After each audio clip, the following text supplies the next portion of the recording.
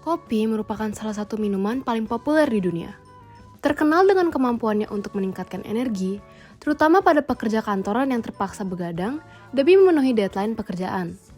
Kopi sendiri adalah sebuah minuman seduh yang terbuat dari biji kopi yang sudah dipanggang. Proses paling awal dalam pembuatan kopi adalah memanen kopi. Secara tradisional, petani akan menunggu hingga biji kopi sudah matang. Biji kopi yang sudah matang berwarna merah penuh. Setelah biji kopi diyakini sudah matang, biji kopi akan dipetik dengan tangan. Proses ini membutuhkan waktu yang cukup lama, serta biaya pekerja yang tidak sedikit.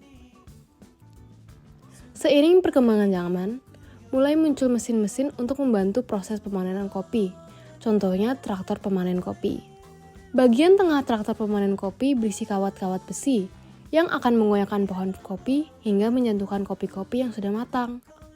Biji kopi yang sudah dipanen akan dipindahkan ke traktor yang berisi biji kopi menggunakan sabuk pengangkut atau conveyor. Tentu, cara modern ini dapat menghemat waktu dan biaya pekerja. Sayangnya, teknik ini tidak dapat menghasilkan kopi pilihan yang benar-benar masak sehingga masih banyak petani yang menggunakan cara tradisional. Selanjutnya adalah pengupasan kulit kopi. Sebelumnya, apakah kalian tahu bahwa kopi memiliki 3 layer kulit? Kulit paling luarnya berwarna merah ceri. Kemudian, kulit keduanya, teksturnya seperti jelly dan warnanya bening. Kemudian, inilah kulit terakhirnya. Meski masih berwarna bening, tetapi tekstur dari kulit yang ini lebih tipis dari yang sebelumnya. Pengupasan kulit kopi memiliki 2 metode, yaitu secara tradisional dan modern. Secara tradisional, biji kopi langsung dijemur sampai kulit kopi akan terkelupas secara alami. Sedangkan, secara modern, kita akan menggunakan sebuah alat yang dinamakan pulper. Cara kerjanya adalah, biji kopi akan direndam terlebih dahulu. Setelah direndam selama semalam, biji kopi akan dikupas menggunakan pulper. Pulper akan mengupas bagian kulit pertama dan kedua saja. Kemudian, hasilnya akan dijemur untuk dikeringkan selama 3-6 minggu. Setelah proses sangrai kopi selesai, maka kopi siap dijadikan bubuk. Lagi-lagi ada 2 cara untuk menghaluskan kopi, yaitu secara tradisional dengan alu lumpang dan secara modern dengan grinder. Alu lumpang adalah sepasang alat dapur tradisional yang dapat terbuat dari kayu, batu, ataupun besi. Lumpang berfungsi sebagai tempat menumbuk, sedangkan alu berfungsi sebagai alat penumbuk. Pada awalnya, alu lumpang ini digunakan untuk menumbuk padi menjadi beras. Namun, seiring berjalannya waktu, alu lumpang ini juga dijadikan sebagai alat untuk menghaluskan kopi serta bahan-bahan lainnya. Cara kerja alu lumpang cukup simpel. Masukkan kopi yang sudah disangrai ke dalam lumpang, kemudian tumbuk perlahan dengan alu hingga menjadi bubuk. Sekarang, kita menggunakan sebuah mesin yang dinamakan grinder. Grinder modern atau grinder listrik. Sebenarnya, cara pemakaian grinder listrik bervariasi tergantung bentuknya. Namun, secara umum, pemakaian grinder listrik lumayan mirip. Pertama, masukkan biji kopi ke dalam grinder. Biasanya dimasukkan dari bagian atas grinder. Kemudian, atur tingkat kehalusan yang diinginkan. Lalu nyalakan tombol power untuk memulai proses penggilingan.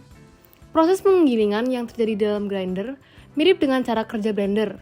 Yang membedakan adalah pisau yang digunakan. Tapi tahukah kalian bahwa mesin grinder dulunya tidak seperti ini? Sebelum grinder modern yang kita kenal sekarang, kita mengenal grinder dengan ukuran yang lebih kecil yang disebut dengan grinder manual.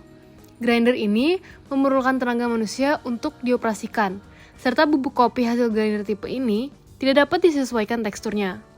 Cara kerjanya cukup mirip dengan grinder modern. Satu-satunya perbedaannya adalah adanya tuas pada grinder. Tuas ini kemudian akan diputar secara manual. Gerakan ini juga memutar pisau yang akan menggiringkan biji kopi menjadi bubuk. Nyeduh kopi biasanya dianggap sebagai proses paling simpel. Tentu, kita bisa menyeduh kopi seperti biasanya. Siapkan bubuk kopi, tuangkan air panas, lalu aduk. Simpel dan tidak memakan waktu. Tapi, sebelum ada dispenser air yang kita kenal sekarang, dahulu orang memakai sesuatu yang dinamakan kettle untuk membuat air panas. Kettle, atau yang mungkin lebih dikenal sebagai teko, akan dimasukkan air kemudian dibakar di atas api.